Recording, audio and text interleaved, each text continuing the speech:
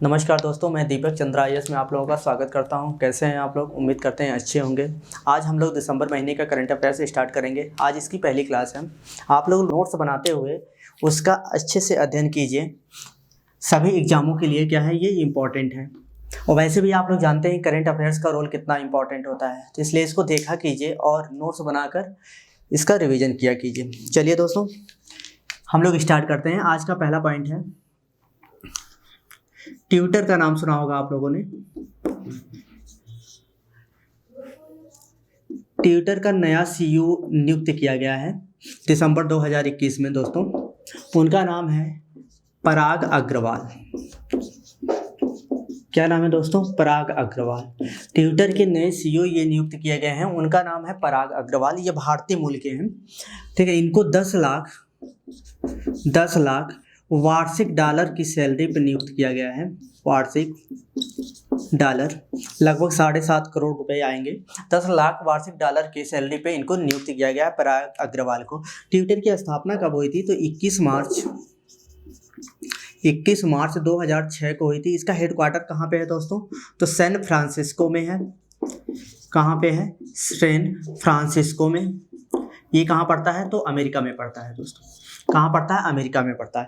Twitter से हमें क्या पता चलता है? ट्विटर का काम क्या होता है कि तो लोगों के बारे में जानकारी उपलब्ध कराता है, जिनके भी ट्विटर पे अकाउंट होते हैं। इससे ये पता चलता है कि प्रेजेंट टाइम में वो कौन सा काम कर रहे हैं और क्या कर रहे हैं, ठीक है। ट्विटर के माध्यम से ही हमको पता चलता है। अभी ट्विटर ने हाल ही में भारत में शिकायत अधिकारी नियुक्त किया है। शिकायत अधिकारी नियुक्त किया है। उनका नाम है विनय प्रकाश। उनका नाम क्या दोस्तों है? विनय प्रकाश। विनय प्रकाश को ट्विटर ने भारत में क्या किया है? अपना शिकायत अधिकारी नियुक्त किया है दोस्तों। चलिए अगले पॉइंट पे हम लोग आते हैं, विजय हजारे ट्रॉफी। अगला पॉइंट है विजय हजारे ट्रॉफी। विजय हजारे ट्रॉफी 2021, ठीक है। किसने जीती है? तो जीता है हिमाचल प्रदेश। किसने दोस्तों? हिमाचल प्रदेश ने जीता है विजय हजारे ट्रॉफी। हिमाचल प्रदेश ने इसको जीता है और पहली बार जीता है। पहली बार किसको हराकर? तो तमिलनाडु को हराकर इसने यह पुरस्कार जीता है, विजय हजारे ट्रॉफी। और तमिलनाडु, याद रखिएगा, इस पुरस्कार को सर्वाधिक जीतने वाली टीम है। कितनी बार? 5 बार सबसे ज़्यादा तमिलनाडु ने ही जीता है। भाई विजय हजारे ट्रॉफी क्रिकेट के क्षेत्र में दी जाती है। क्रिकेट के क्षेत्र में हमारे क्रिकेट के एक महान खिलाड़ी थे जिनका नाम था विजय हजारे, ठीक है। उन्हीं के सम्मान में ये ट्रॉफी शुरू की गई थी 1934 और 35 के आसपास। तब से ये आयोजन हो रहा है। इसमें तमिलनाडु ने सबसे ज़्यादा बार जीता है, 5 बार, और इस बार का हिमाचल प्रदेश ने विजय हजारे ट्रॉफी जीता है और ये पहली बार जीता है। चलिए दोस्तों अगले पॉइंट पे हम लोग आते हैं।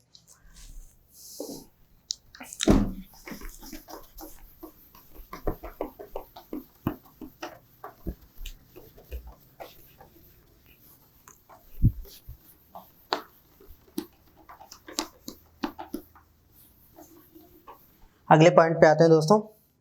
अगला पॉइंट है असम। अगला पॉइंट है असम वैभव पुरस्कार।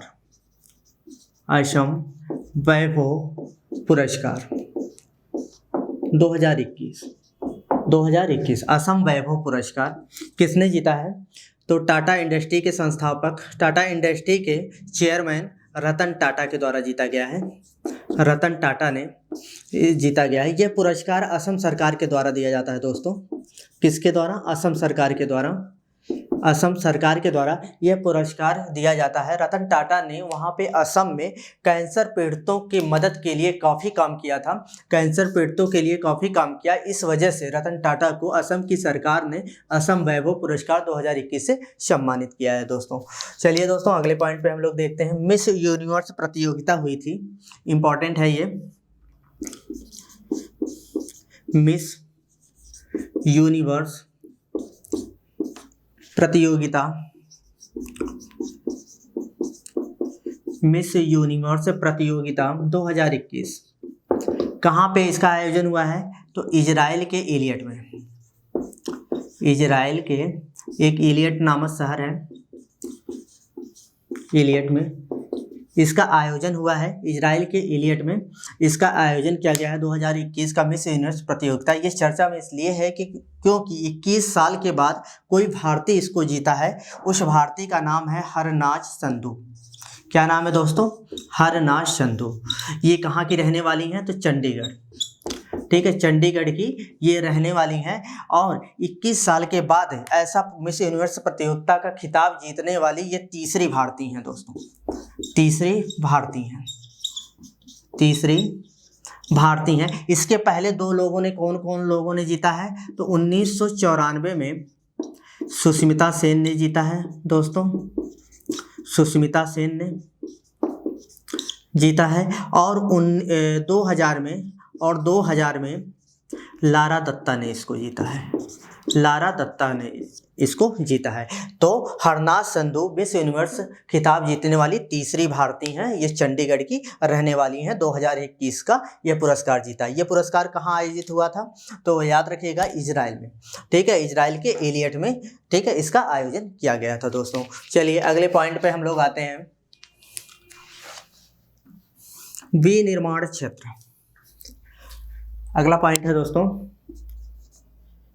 आरबीआई ने, रिजर्व बैंक ऑफ इंडिया, जानते होंगे, आरबीआई ने अभी हाल ही में दिसंबर 2021 में अपनी एक रिपोर्ट प्रस्तुत की, रिपोर्ट जारी की। इस रिपोर्ट के अनुसार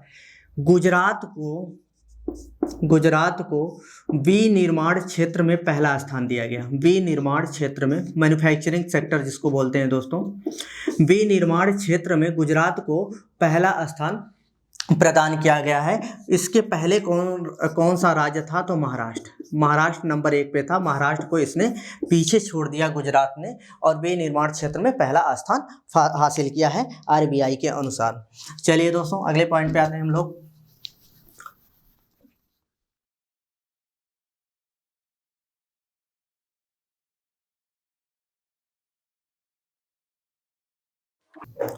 चलिए दोस्तों अगले पॉइंट पे हम लोग देखते हैं, जवाद। ये क्या है? जवाद ये एक प्रकार का चक्रवाती तूफान है, एक प्रकार का चक्रवाती तूफान है।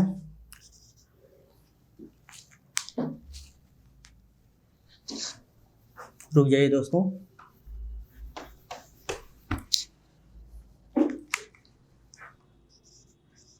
चक्रवाती तूफान है जो दिसंबर 2021 में भारत के पश्चिम बंगाल और उड़ीसा के तटों पे टकराया था। कौन? जवाद। तो इस चक्रवाती तूफान का नामकरण किस देश ने किया है दोस्तों? तो सऊदी अरब ने इसका नामकरण किया है जवाद तूफान का। चलिए दोस्तों अगले पॉइंट पे है, Rajkumar the master at the work. एक पुस्तक आई है, Rajkumar the master at the work, Rajkumar the master at the work. ये पुस्तक आई है, किसको लिखा, इसको किसने लिखा है? तो राहुल रवेल ने। किसने लिखा है? राहुल रवेल ने इस किताब की रचना की है। इस किताब में, इस पुस्तक में राजकुमार के संघर्षों के बारे में, राजकुमार की जीवनी के बारे में उल्लेख किया गया है, उनके संघर्षों के बारे में उल्लेख किया गया है। आप लोग जानते हैं राजकुमार कौन थे? हमारे फिल्म इंडस्ट्री के टॉप अभिनेता थे। चलिए अगले पॉइंट पे आते हैं,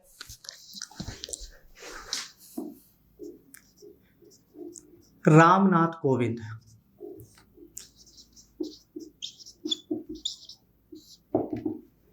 इन्होंने अभी हाल ही में 15 से 17 दिसंबर के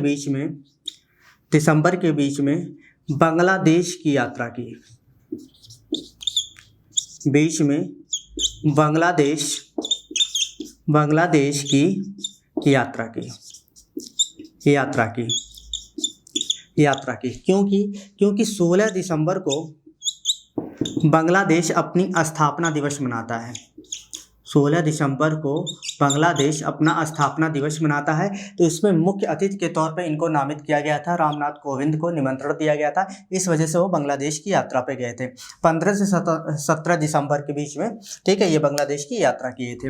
वहाँ पे ढाका में स्थित एक मंदिर था, ढाका में स्थित काली रमणा मंदिर, काली रमणा मंदिर। इस काली रमणा मंदिर का उद्घाटन किए कौन?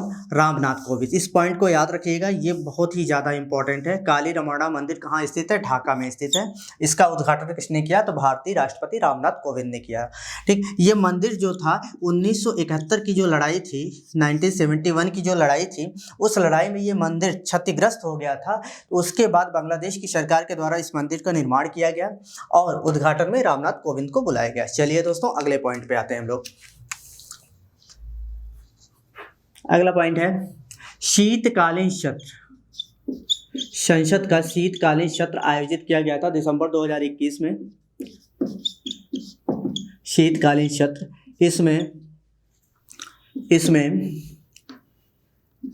राज्यसभा से 12 सांसदों को निलंबित कर दिया गया। 12 सांसदों को निलंबित किया गया। 12 सांसदों को निलंबित कर दिया गया। अनुशासनहीनता के कारण 12 सांसदों को निलंबित कर दिया गया शीतकालीन सत्र के दौरान। चलिए दोस्तों, अगले पॉइंट देखते हैं हम लोग।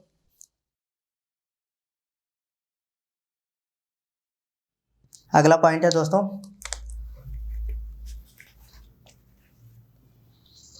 भारतीय अंतर्देशीय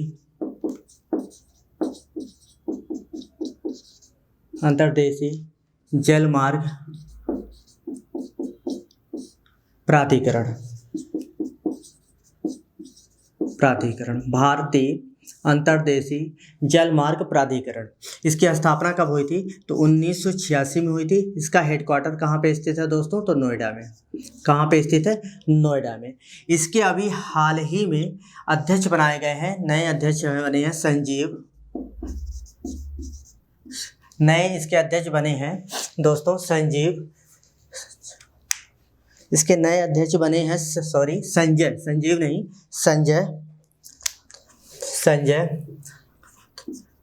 संजय बंदोपाध्याय। इसके नए अध्यक्ष बने हैं भारतीय अंतर्देशीय जलमार्ग प्राधिकरण के। इसी तरह एक संस्था और होती है NHAI, जिसको हम लोग बोलते हैं national highway authority of India. National highway authority of India. National highway authority of India. National highway authority of India. ठीक है, NHAI। इसकी स्थापना कब हुई थी? तो 1988 में हुई थी। इसका हेडक्वार्टर कहाँ पे है दोस्तों? तो न्यू दिल्ली में। कहाँ पे? न्यू दिल्ली में। इसका काम क्या होता है NHAI का? ठीक है, ये भारत में जो राष्ट्रीय राजमार्ग हैं उनके रख रखाव और देखभाल का काम करता है। कौन? NHAI।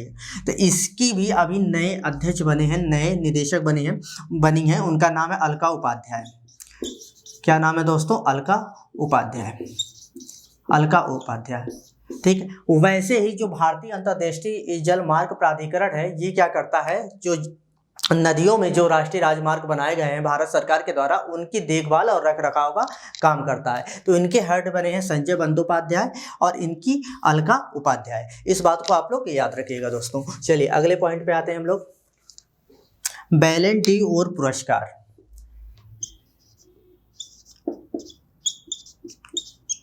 बैलन डी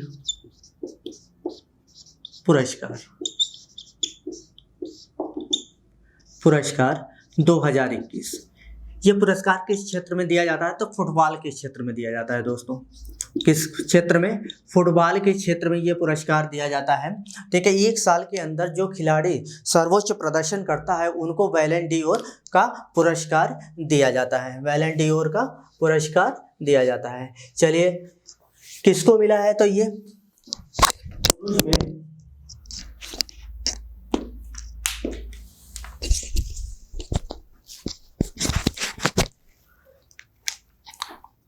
पुरुष में आपकी बार लियोनल मेसी को मिला है। लियोनल मेसी को मिला है। ये कहाँ के रहने वाले हैं? तो अर्जेंटीना। कहाँ के दोस्तों? तो अर्जेंटीना ये रहने वाले हैं। और महिला वर्ग में ये पुरस्कार किसको मिला है? महिला वर्ग में तो उनका नाम है एलेक्सिया पुटेलस। क्या नाम है दोस्तों? Alexia Putellas. कहाँ की ये रहने वाली हैं? तो स्पेन की रहने वाली हैं। स्पेन देश की ये रहने वाली हैं। महिला वर्ग में इनको बैलन डी'ओर पुरस्कार मिला है।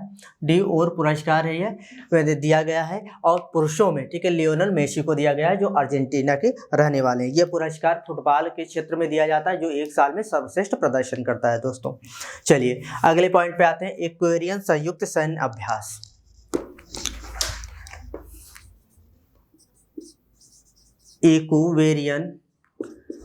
वेरियन संयुक्त सैन्य अभ्यास। संयुक्त सैन्य अभ्यास 2021 कहाँ पे आयोजित हुआ? इसका आयोजन कहाँ पे हुआ? तो मालदीव में हुआ। मालदीव में हुआ। ये कौन सा संस्करण था? तो 11वां संस्करण था दोस्तों, इस बात को याद रखिएगा। 11वां संस्करण किन देशों के बीच में हुआ? तो भारत और मालदीव के बीच में। एक्वेरियम संयुक्त सैन्य अभ्यास किसके बीच में होता है? तो भारत और मालदीव के बीच में होता है। भारत और मालदीव के बीच में इसका आयोजन किया जाता है। चलिए दोस्तों अगले पॉइंट पे हम लोग आते हैं।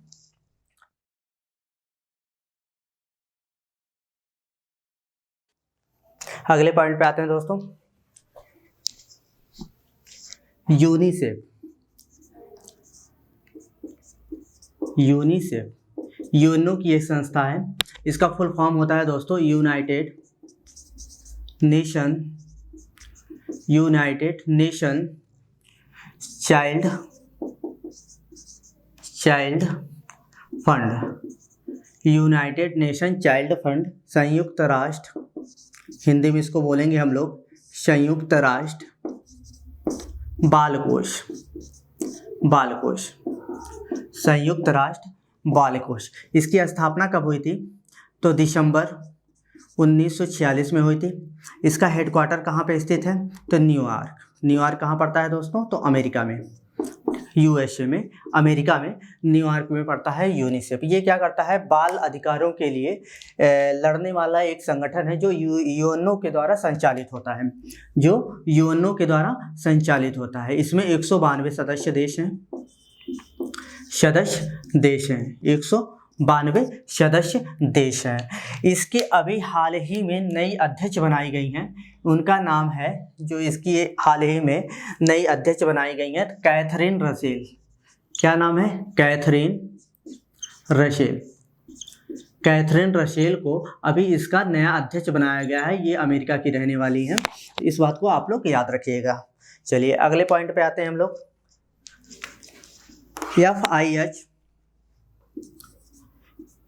FIH जूनियर हॉकी विश्व cup.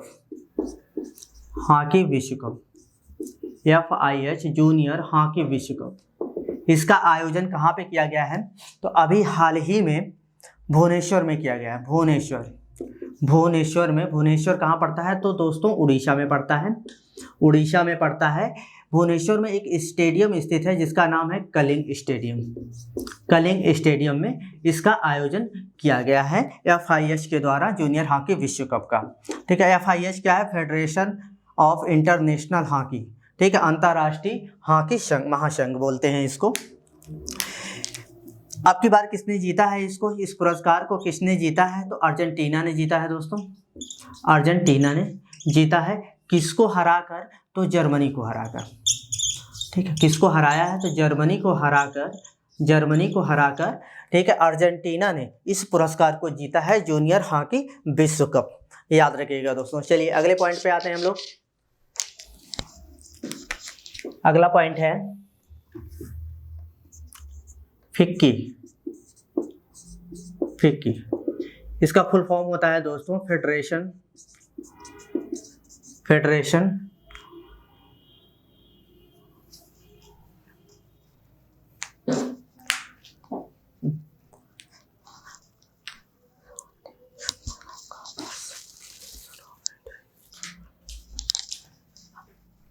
Of Indian chambers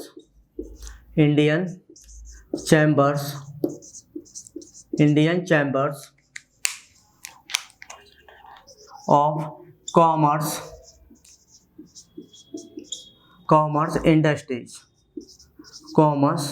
industries.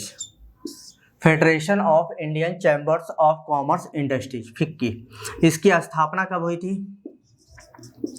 स्थापना 1927 में हुई थी दोस्तों। हेडक्वार्टर कहाँ पे स्थित है इसका? तो नई दिल्ली। कहाँ पे है? नई दिल्ली में इसका हेडक्वार्टर स्थित है। ठीक है, इनकी नई अध्यक्ष अभी बनाई गई हैं, जल्दी ही बने हुए हैं इनके नए अध्यक्ष। उनका नाम है संजीव मेहता। नए हेड कौन बनाए गए हैं इनके? संजीव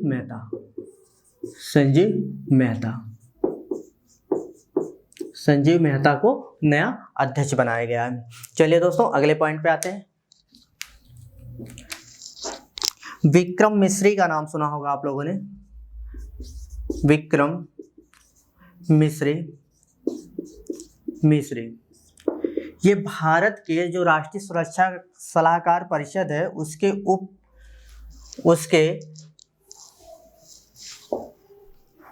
विक्रम मिश्री का नाम सुना होगा दोस्तों आप लोगों ने। विक्रम मिश्री को उप राष्ट्रीय सुरक्षा सलाहकार नियुक्त किया गया है। उप राष्ट्रीय सुरक्षा सलाहकार नियुक्त किया गया है भारत सरकार के द्वारा। आप जानते हैं राष्ट्रीय सुरक्षा सलाहकार कौन है इस समय? अजित डोभाल हैं। ठीक है, और उनके सहयोगी कौन होंगे? विक्रम मिश्री होंगे। इसके पहले जो विक्रम मिश्री थे चाइना में भारत के राजदूत थे। चीन में भारत के क्या थे दोस्तों? राजदूत थे। इस बात को आप लोग याद रखिएगा।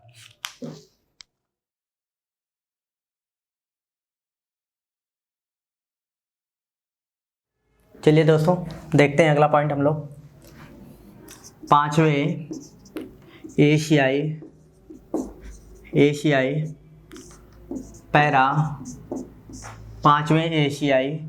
युवा पैरा खेल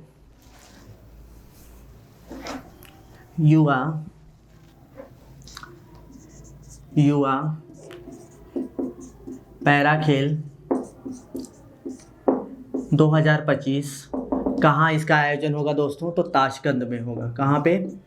ताशकंद में होगा। ताशकंद कहाँ पड़ता है दोस्तों? तो उज्बेकिस्तान में पड़ता है। कहाँ पे? उज्बेकिस्तान में ताशकंद पड़ता है, वहाँ पे इसका आयोजन किया जाएगा। अगले पॉइंट पे आते हैं हम लोग। एक पुस्तक है जिसका नाम है cooking to save your life. Cooking to